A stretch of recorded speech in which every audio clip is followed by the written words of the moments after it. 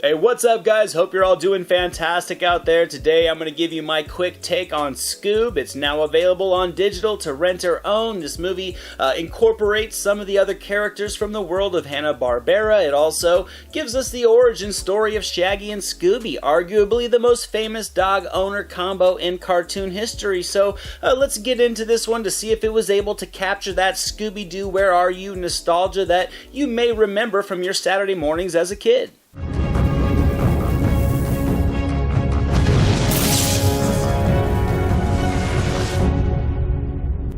Now, despite the original series launching back in 1969, Scooby-Doo has never really gone away. There's been so many reimaginings of the property over the years on both television and home video rental. The memory of this mystery-solving gang has kind of just always been around, and we're not even going to try to dive into the live-action films today, but regardless, it does kind of show just the staying power that this property has despite the generations past. Now, going into this one, I hope for something that kind of felt like the old days of this team grouping up to solve a mystery with all that comical banter between them that I remembered. I was hoping to see that chemistry between Shaggy and Scooby. I wanted to see Velma doing her thing and using that big brain of hers. I wanted that sense of humor from Fred, and I wanted to see that kindness from Daphne. And this movie does provide all of that, but it does it in a very different way than I was anticipating. Now, overall, as it was, this was a fun animated adventure with large action set pieces. It was an effective crossover with the other Hanna-Barbera characters like Dee Dee Skies and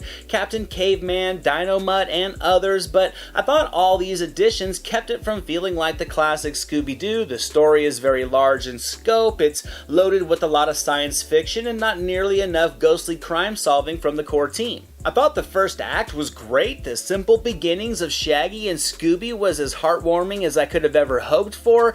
Just seeing the team get together as kids, then growing up to become mystery solvers was really on the right track for creating a modern age retelling of what I remember Scooby-Doo to be.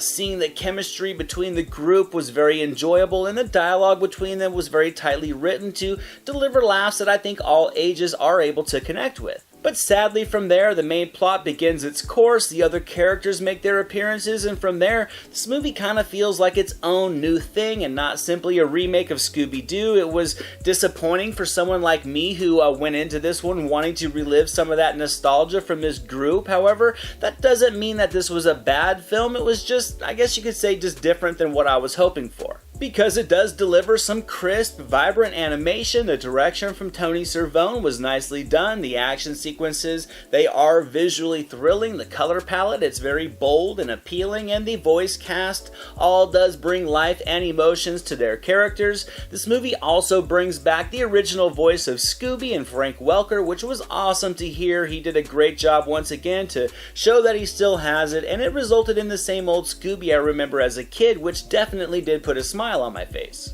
So in the end, SCOOB is going to get 65% on the meter. I did have some fun with it, but not as much as I was hoping for. It certainly is cute and enjoyable in places. It's a film that both adults and kids can find enjoyment in, but it's also a little too bright. It was much more of a science fiction tale, and it didn't have that ghostly mystery solving I personally was hoping for. The music was also way too poppy. It just created a completely different atmosphere from the original, and for a property that is known for the mystery, it delivers a predictably formulaic narrative.